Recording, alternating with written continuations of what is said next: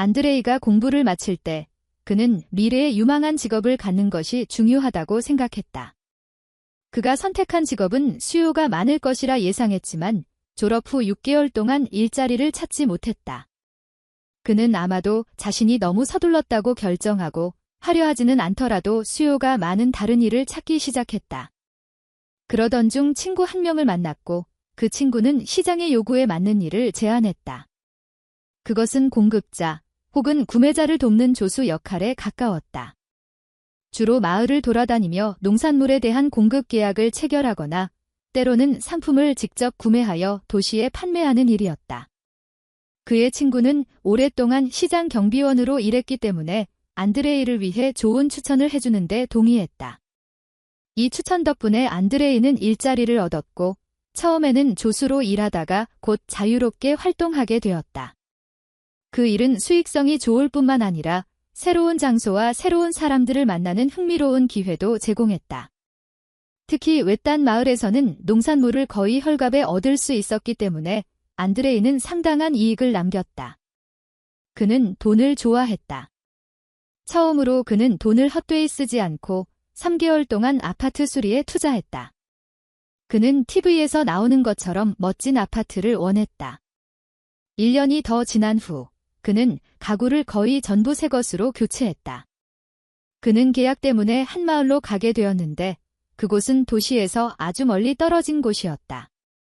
안드레이는 그곳에 도착하자마자 큰 집 옆에 튼튼한 창고가 있고 작은 트랙터와 많은 닭, 거위들이 돌아다니는 것을 발견했다.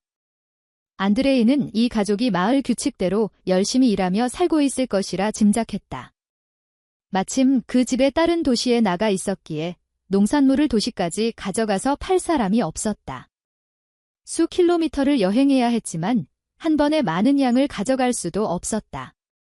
안드레이는 완벽한 시기에 이들을 만났고 계약에 도달했다. 그는 3주에 한 번씩 와서 사워 크림, 계란, 고기 등 모든 것을 가져가기로 했다. 감자도 저렴한 가격에 구매하기로 합의했다. 안드레이는 다시 흑자를 기록하게 되었다. 안드레이가 세 번째로 그 집에 왔을 때 문을 들어서자마자 한 소녀를 보았다. 안드레이는 그 자리에 굳어버렸다. 그녀는 문외한에게는 화장품을 바른 것처럼 보일 수도 있었지만 그녀의 아름다움은 그저 자연스러웠다.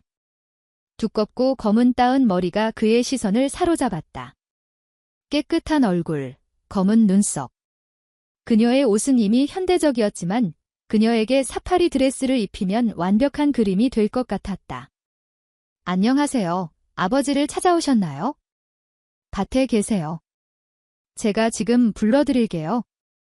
아니요, 괜찮습니다. 기다릴게요. 안드레이는 여전히 그녀에게서 눈을 뗄 수 없었다. 그는 자신이 바보같이 보인다는 것을 알았지만 어쩔 수 없었다. 그때 그 소녀가 말했다. 이건 당신 차에 넣을 거예요. 건강에 좋지 않은 걸 붓는다는 걸 알아요. 안드레이는 소녀가 자신을 공개적으로 조롱하며 미소를 짓는다는 것을 깨달았다.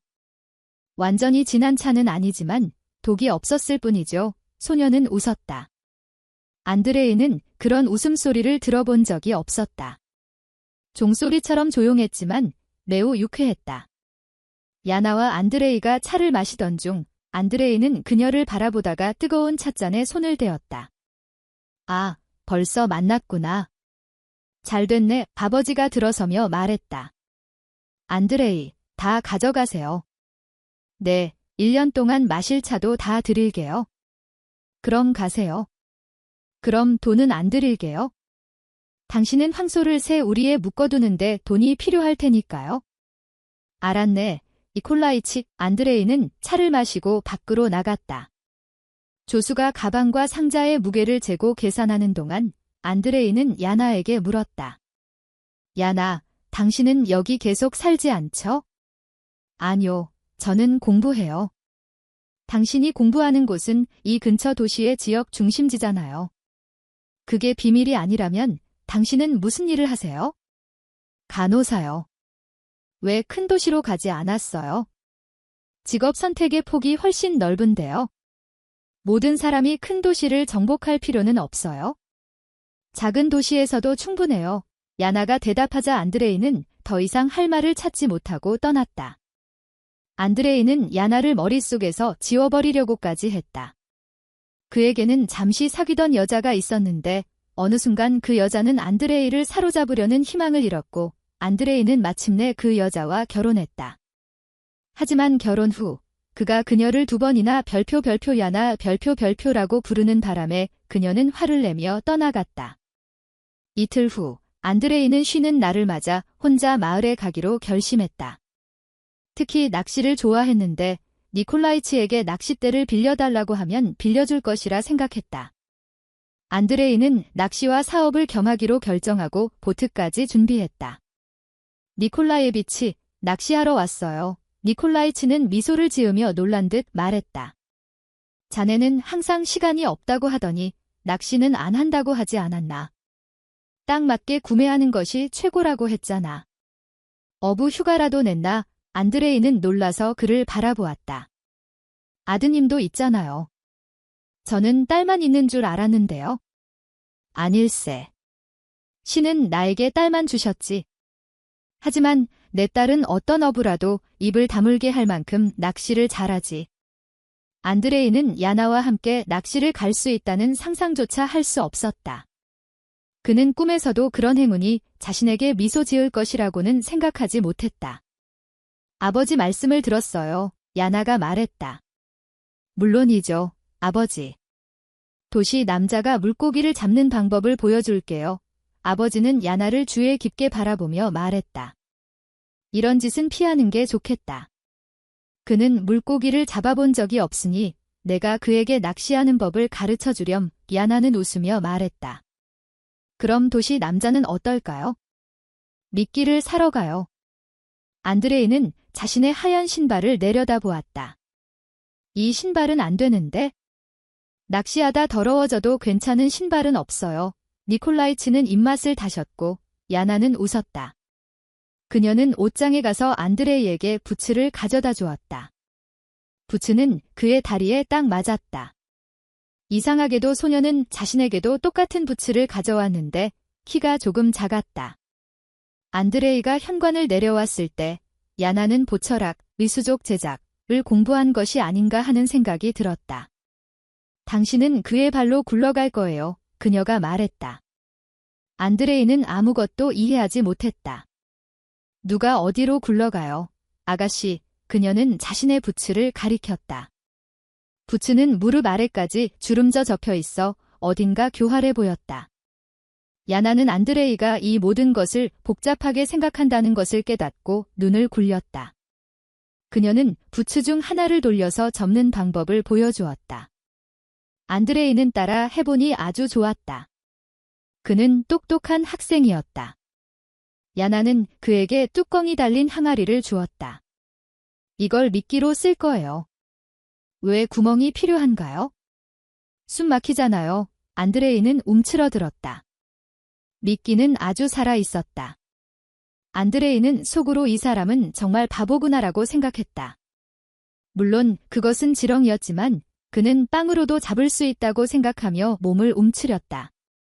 그는 순종적으로 항아리를 들고 나섰지만 야나를 과소평가했다.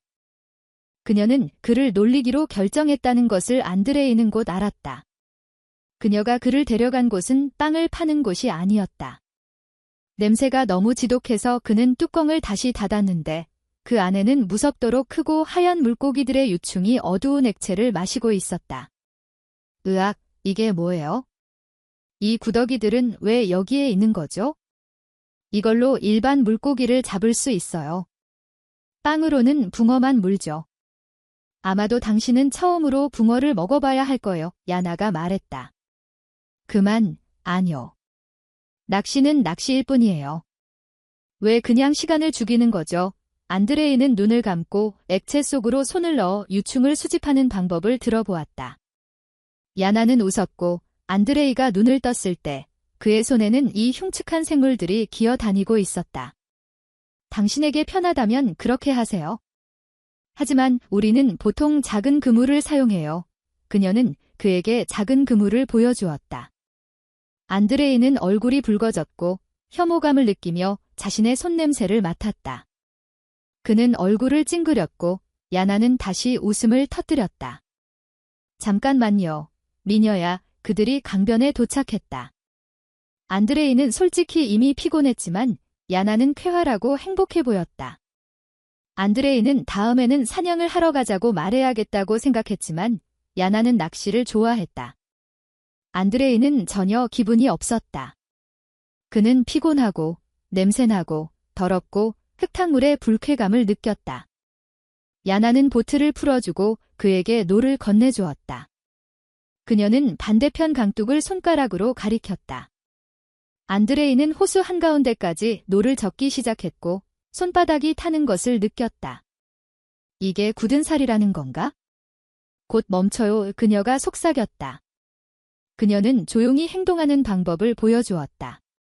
그녀는 그의 옆에 앉아 제가 방법을 알려줄게요 라고 말했다. 그녀는 능숙하게 그의 낚싯대 고리를 잡고 구더기를 꿰어 던졌다. 그녀는 그의 손을 잡고 손바닥을 살펴보았다. 그녀는 돌아서서 안드레이에게 고개를 저었다. 그는 자신이 열등한 사람처럼 느껴져 부끄러움을 느꼈다. 야나가 그에게 보여준 곳에 안드레이가 낚싯대를 던지고 부표를 응시했다. 3시간도 채 되지 않아 부표가 흔들렸다. 안드레이가 당황하자 야나는 낚싯대를 빼앗아 속삭였다. 여기서 끊고 다시 연결해요. 커다란 물고기가 배 안으로 날아들었다. 안드레이는 눈을 크게 떴지만 야나는 흥미로워했다. 2번째 물고기는 안드레이가 직접 잡았다. 그는 더 이상 야나를 보지 않고 미끼를 꿰고 곧 스스로 물고기를 낚아 올리고 있었다. 거리에 있는 수레를 볼 수 없을 정도로 어두워졌다. 야나는 보트 중앙에 몸을 뻗고 노를 저어 해안으로 향했다. 앉으세요. 할 일이 없어요. 손을 다쳤다면 이제 엄마가 연고를 조금 발라줄 거예요. 아침이 되면 다 나을 거예요. 그들이 집에 돌아왔을 때 문제는 간단했다. 멋진 야나는 큰 칼을 가져가서 대야 밖으로 나갔고 안드레이는 그루터기에 앉았다. 물론 마당에는 사람들이 많았다. 앉아요, 야나. 정말 고마워요. 오랫동안 이렇게 많은 감정을 경험해 본 적이 없었습니다. 안드레이가 진심으로 말했다. 소녀는 미소를 지었다. 천만에요. 기분이 좋았어요. 저도 좀 지루했거든요. 여기 당신을 위한 작은 것이 있어요. 안드레이는 평소처럼 웃었다. 때로는 이런 혁신이 필요해요. 자신이 무적이라고 생각하는데 익숙해지면 안 되죠. 야나가 혼자 있을 때 어머니가 물고기 2마리를 가지고 나오셨다. 젊은이, 어서 저녁 식사해요. 2마리만 남았어요. 좋아요. 아빠와 저는 기다리고 있어요. 저는 이걸 씻어야 해요. 안드레이는 물고기를 씻어서 집으로 가져갔다. 그가 들어갔을 때 냄새가 너무 맛있어서 목에 침이 고일 지경이었다. 그는 집주인에게 선물을 가져다 준 것이 생각나서 비싼 코냑 1병을 사러 달려갔다. 그는 차를 가지고 왔다. 니콜라예비치는 미소를 지었다. 고맙네. 어떤 휴일이든 내놓겠네. 나는 자네에게 내 술을 대접하고 싶네. 오, 저는 운전 안 할 거예요. 지금 이 시간에 어디로 가겠어요? 주인 아주머니가 이미 소파에 당신이 잘 침대를 마련해 놓았네. 안드레이는 실제로 하룻밤 묵을 것이라고는 예상하지 못했지만 왜 안 될까? 라고 생각했다. 좋아요. 당신의 마법을 시험해 봅시다. 니콜라예비치는 붉은 빛이 도는 크랜베리 액체가 담긴 병을 가져왔다. 몇 도인지 맞춰보게. 자네가 마시고 싶은 대로 마실 걸세? 자네는 좋은 사람이야. 내가 자네를 초대한 이유는 집에 술을 마실 사람이 여자들밖에 없어서 함께 마실 수 없었기 때문이지. 솔직히 말해서 안드레이보다 술을 더 잘 마실 수 있는 사람은 거의 없었기에 안드레이는 그저 미소를 지으며 니콜라이치를 바라보았다.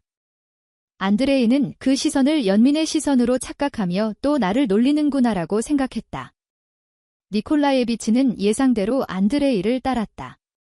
주인 아주머니를 기리는 건배를 했고 그들은 잔을 부딪혔다.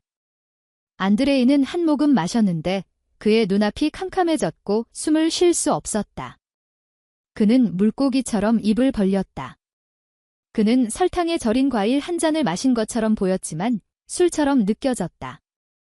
니콜라예비치는 미소를 지었다. 100도는 아니지만 75도는 될 걸세. 그 이상은 아닐세.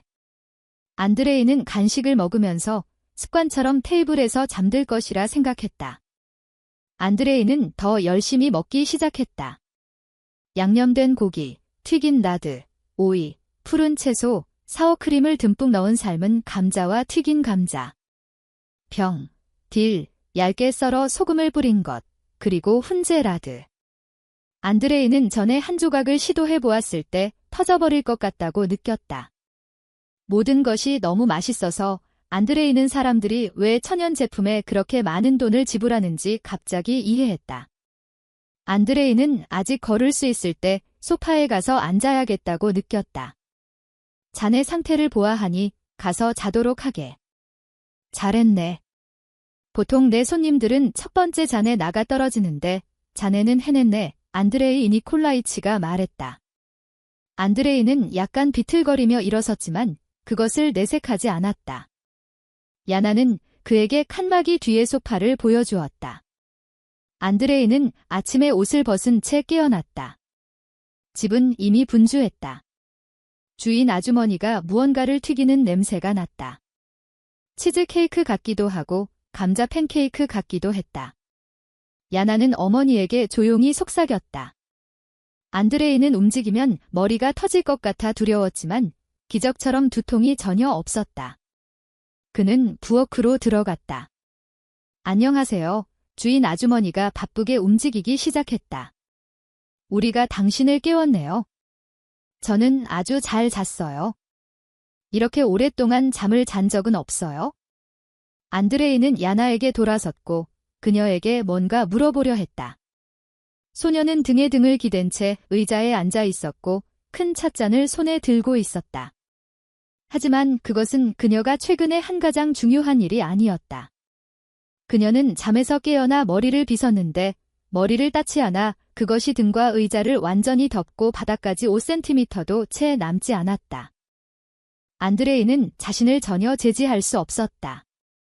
야나, 당신은 아름다워요. 그는 진심으로 말했다. 소녀는 평소처럼 냉소적인 말을 할 준비가 되어 있었지만 그들은 눈이 마주쳤고 야나는 얼굴이 붉어졌다. 그녀의 어머니는 평소와 다른 딸의 모습에 놀랐다. 그날이 끝날 무렵 아버지는 마을 사람들의 입을 모두 막고 싶어 했다. 그는 나중에 야나를 직접 데리러 가는 것을 두려워했다. 그녀는 자신의 섬에서 어디로 도망쳐야 할지 몰랐다. 안드레이는 점심시간에 떠날 준비를 했다. 야나, 당신이 잡은 물고기를 가져가세요. 왜 제가 그걸 가져가야 해요? 요리할 줄도 모르는데? 그냥 궁금했어요. 낚시꾼 여자를 만난 것이 더 좋았어요. 야나는 당황한 듯 그를 바라보았다. 다음 주말에는 오리 사냥 시즌이 시작돼요. 요리할 줄 아는 사람이 있다면 갈게요. 다만 한 가지 조건이 있어요. 저녁 식사를 준비해 주셔야 해요. 니콜라이치는 현관에 서서 그들의 대화를 들었다. 아, 이 낚시와 사냥 여행은 곧 끝나겠군. 얀카가 곧 결혼할 것 같아. 안드레이는 일주일 내내 긴장했고 주말을 손꼽아 기다렸다. 마침내 주말이 왔고 그는 선물을 사서 그들이 만났던 마을로 갔다. 그들은 즉시 다정하게 함께 사냥을 했고 저녁에는 온 가족이 야나의 조언에 따라 요리를 도왔다. 그녀는 요리를 잘하지 못했지만 그는 그녀를 좋아했다. 안드레이는 2달 후 결혼식에 대해 농담을 던졌다. 그는 모든 것을 레스토랑에서 하고 싶었지만 고집센 야나의 아름다움 앞에서는 침묵해야 했다. 그는 포기했고 야나의 친구들은 모두 마을로 가야 했다. 안드레이는 하객들이 후회하지 않을 것이라고 장담했다. 하객들은 감동의 바다를 경험했고 모두 떠나면서 최고의 휴가였다고 말했다. 야나는 안드레이와 함께 살기 위해 도시로 이사했고 근처 병원에서 간호사로 일자리를 얻었다. 그녀는 지루했다. 물론 그들은 가끔 부모님을 방문했지만 한 달에 한 번 또는 그보다 덜 자주 갔다. 안드레이는 야나에게 좋은 것과 유행하는 것, 현대 음악에 대한 취향을 심어주려고 노력했지만 그녀는 고집스럽게 사방에 냅킨을 펼쳐놓고 다녔다. 겨울에는 무서울 정도로 따뜻한 모자를 썼다. 안드레이가 그녀에게 말했다. 야노츠카, 제발 그 털모자 좀 벗어. 우리 돈도 있고 하이힐 부츠도 있어. 그녀는 늘 놀라워했다. 안드레이, 알다시피 모자는 단지 패션일 뿐이에요. 돈이 아니라 따뜻함이 중요해요. 얼마나 아름다워요. 하지만 그것만으로는 충분하지 않아.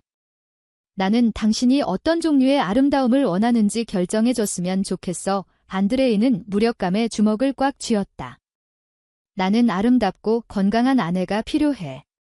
당신이 나와 결혼하겠다고 동의했을 때 나는 이렇게 아름다운 여자와 결혼한 사람은 아무도 없을 거라고 자랑스러워했어. 그녀의 마을 습관 중 하나는 별표 진실은 눈의 어머니 별표라는 것이었다. 그는 아무리 불가능하다고 말해도 소용이 없다는 것을 설명하지 못했다. 사람들은 다양하지만 야나는 특별한 사람이었다. 어느 날 안드레이의 직장에서 새해 파티가 열렸다. 저녁에는 팀 전체와 시장 부인까지 많은 사람들이 참석했다. 시장 부인은 밝은 노란색의 몸에 딱 맞는 드레스를 입고 있었는데 그녀의 사이즈는 50이 훨씬 넘었다. 모두가 움츠러들었다. 하지만 모두가 웃었고 야나를 제외하고는 모두 그녀가 보기 좋다고 말했다. 당연히 사장 부인은 이를 알아차렸고 잠시 후 야나에게 물었다. 내 드레스가 마음에 안 드니? 그녀는 칭찬을 들을 준비가 되어 있었다. 그러나 그녀가 들은 말 때문에 안드레이는 직장을 잃을 뻔했다. 아름다운 드레스예요. 안타깝게도 당신이 입기엔 너무 작아요. 물론 스캔들은 없었지만 사장은 나중에 안드레이를 꾸짖었다. 사교계에서는 지도층 인사에게 그럴 수 없다는 것을 스스로에게 설명해주게. 안드레이가 집으로 돌아왔을 때 그들은 이미 3년 동안 분노 속에서 살고 있었다. 그는 아내의 시골스러운 행동에 지쳐 있었고 마침내 이야기하기로 결심했다. 복도에는 비싼 라미네이트 바닥 위에 털 양탄자가 놓여 있었다. 이것이 그에게 마지막 한 방울이었다. 그는 으르렁거렸다. 야나, 이 거지 같은 게 여기서 뭐 하는 거야? 그는 온 힘을 다해 양탄자를 방 안으로 던졌다. 야나는 눈물을 가득 머금고 나왔다. 그녀는 그를 바라보았다. 이건 어머니가 제가 어렸을 때 저를 위해 꿰매주신 거예요? 집에 대해 생각나게 해줘요.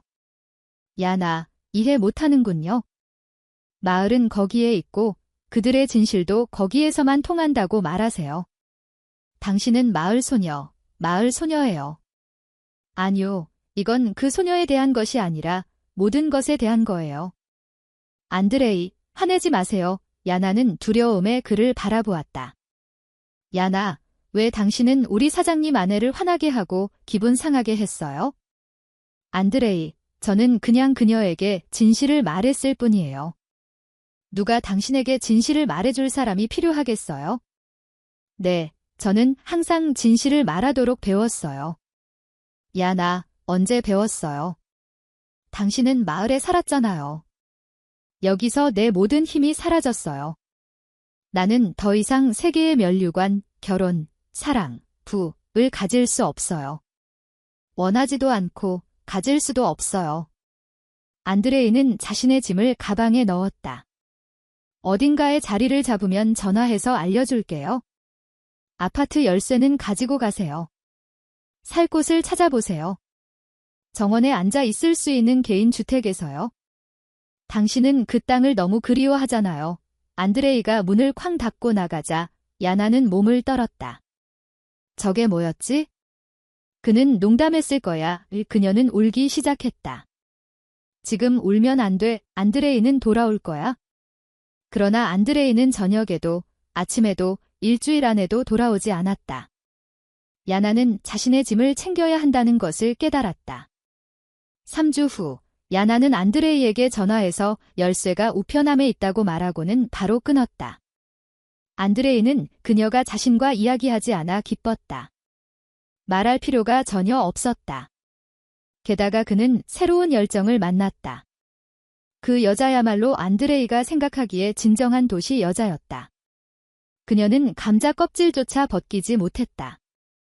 매니큐어, 페디큐어, 속눈썹. 모든 것이 그에게 완벽해 보였다. 그는 곧 이혼 소송을 제기하고 자신의 아름다움에 청혼할 것이라고 꿈꿨다. 야나는 그 병원을 그만두고 개인 병원의 간호사로 취직했다. 그녀는 좋은 추천서를 받았고 급여는 훨씬 더 좋았다. 이제 그녀는 자신이 처음으로 집을 빌려 살면서 어떻게 생활비를 지불해야 할지 알아야 했다. 자세히 보니 이곳은 사람들이 일하고 음모를 꾸미고 처음부터 소문을 모으는 곳이었다. 그 일은 단지 급여 때문일 수도 있지만 사람들은 서로를 막았다. 그들은 그녀에게 무슨 일이 일어났을 때 그녀를 곤경에 빠뜨리려고 애썼다. 그녀는 안도의 한숨을 쉬었다. 나는 진짜로 일할 수 있어? 전에 하던 시간제 일은 집에 있기 위해 한 거였는데 지루했지? 어느 날 병원은 매우 부유하고 매우 중요한 사람들이 찾아오면서 활기를 띠었다. 모두가 그 중요한 사람 주위를 돌며 그가 혐오감을 주는 짐승일 뿐이라고 수군거렸다. 그의 권력으로 이 병원을 폐쇄하는 것은 그에게 필요한 일이라면 얼마든지 할 수 있는 일이었다. 이 남자는 세르게이로 밝혀졌는데 32세였다. 10살 때 맹장염을 앓았던 그는 검사를 받으러 왔을 때 눈에 띄게 긴장했다. 2명의 경비원이 그를 따라다녔다. 아직 의사가 오지 않았고 야나가 사무실을 나서는 젊은이들 앞에 섰다. 사장님, 여기는 모든 것이 깨끗해요. 아무 일도 일어나지 않을 거예요. 경비원들은 서로를 바라보았지만 야나는 이곳에 새로 왔기에 그 부유하고 무서운 사람이 누구인지 몰랐다. 모두가 그를 두려워했다. 그들에게 나가라고 말하세요. 그들은 항상 가까이 있었어요. 나는 그들을 해치지 않을 거예요. 그 남자가 말했다. 그리고 당신 다음으로 간호사들이 할 일은 여기서 완전한 소독을 실시하는 것입니다. 당신은 항상 자신에 대해서만 생각하는군요. 야나가 말했다. 그 남자는 그녀를 호기심 어린 눈으로 바라보았다. 그러고 나서 그는 경비원들에게 신호를 보냈고 그들은 떠났다. 아가씨, 당신만이 이 병원에서 내가 누군지 모르는군요. 왜 나만? 저는 당신이 누구인지 알지만 왜 모르는지도 알아요. 당신도 여기 다른 사람들처럼 떨고 있잖아요. 그 남자가 미소를 지었다. 하지만 당신은 제 환자이고 당신은 돈도 많고 기회도 많아요. 그러니 주먹을 사용하세요. 야나는 말했다. 세르게이는 그녀의 말에 약간 당황했다. 너무나 단순해 보였지만 야나는 그에게 일침을 가하려고 했다. 그는 오랫동안 사람들이 자신에게 평소처럼 아첨하지 않고 눈을 마주치지 않고 그저 눈을 바라보며 아무것도 두려워하지 않는 방식으로 말하는 것을 보지 못했기 때문이다.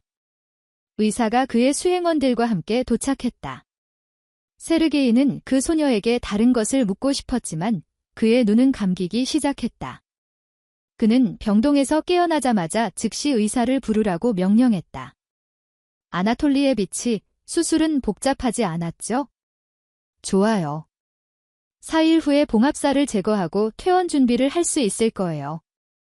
좋아요. 믿어요. 제 말을 들으세요. 어떤 사람을 방에 배정해야 하죠? 간호사요? 네, 물론이죠. 2명도요. 제가 원하는 교대는 수술을 준비했던 간호사를 확보해 주셨으면 해요. 야나, 그녀의 이름이 뭐였죠? 알았어요. 세르게이 아나톨리에비치, 우리가 모든 것을 할게요. 의사는 야나에게 전화를 걸었다. 야나, 당신이 순회 간호사라는 것을 알지만 부탁해야겠어요. 당신은 일시적으로 활동을 바꿨어요. 야나는 무서워했다. 무슨 일이에요? 아무것도 두려워하지 마세요. 무서운 건 우리의 귀한 손님뿐이에요. 세르게이가 당신을 간호사로 삼기를 원해요. 야나는 한숨을 쉬었다. 거절할 수 없다는 것을 알아요?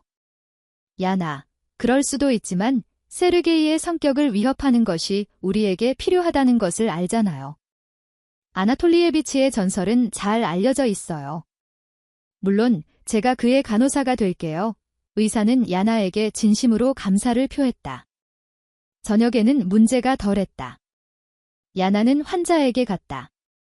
안녕하세요. 폐하의 요청에 따라 저는 당신의 담당 간호사로 임명되었습니다. 세르게이는 그녀를 흥미롭게 지켜보았다. 아름답다. 그저 아름다운 것이 아니라 훌륭하다. 그는 그녀가 화장하지 않았다는 것을 알아차렸다. 이게 정말 가능한 일인가? 야나가 환자에게 다가가 주사를 놓았다. 매우 조심스럽게 돌아눕히자 세르게이는 옆으로 굴렀다. 그는 마치 찔린 듯한 느낌을 받았고 즉시 시작 위치로 돌아왔다. 당신에게 아름답다고 말했죠? 물론이죠. 거의 모든 환자가 마취에서 회복될 때 그렇게 말해요. 세르게이는 이 소녀를 보고 웃었다. 분명히 그는 자신이 찾던 것을 좋아했다. 처음으로 말할 단어. 세르게이는 야나에게 약간 혼란스러웠다. 오늘 밤 뭐 할 거예요? 소녀는 코웃음을 쳤다. 저는 오늘 밤 회사에서 거의 변덕스러운 환자, 어린아이를 돌봐야 해요. 세르게이는 기분이 상한 듯 몸을 쭉 뻗지 않았다. 야나가 그를 위해 담요를 바로잡아 주었다. 내가 당신을 아이라고 불렀다고 기분 나빠하지 않았으면 좋겠어요. 그녀는 미소를 지었다. 좀 쉬세요. 곧 돌아올게요. 세르게이는 경비원을 불러 귓속말을 했고 경비원은 즉시 떠났다. 세르게이는 이 소녀를 5분이라도 더 보고 싶었다. 마취 때문인지 아니면 다른 것 때문인지 알 수 없었다. 곧 경비원이 돌아왔고 야나가 도착했을 때 세르게이가 말했던 모든 것을 가져왔다. 세르게이는 이미 그녀를 기다리고 있었다.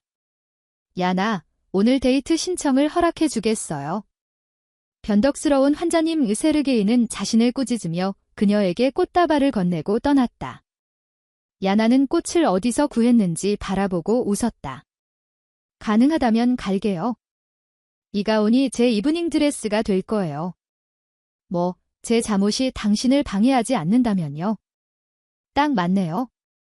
안드레이는 오늘 복도를 걸어갔다. 그의 장모가 도착했고 이제 그들은 한 달 동안 함께 살게 되었다. 그런 여자는 그를 괴롭힐 것이다. 그녀는 항상 자신의 고귀한 뿌리를 기억했고 그를 마을에서 온 사람들의 다른 이름으로 부르지 않았다. 하지만 그녀 자신도 안드레이가 어디에서 왔는지 이해하지 못했다. 엘라 올레고브나 만나서 정말 기뻐요.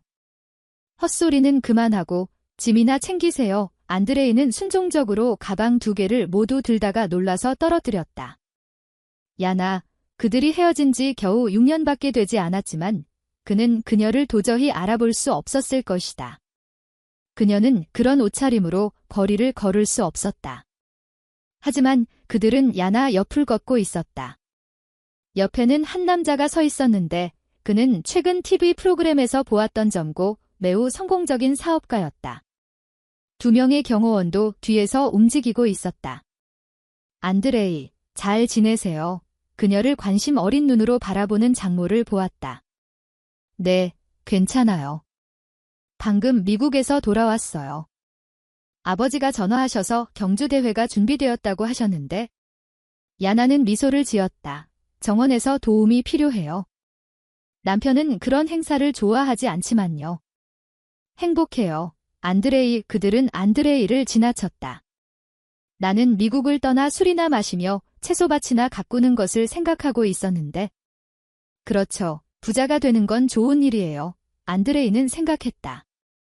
움직여요. 뭐 하는 거요? 이모의 입술처럼. 그는 전화를 끊고 몸을 떨며 가방을 끌고 출구로 나갔다.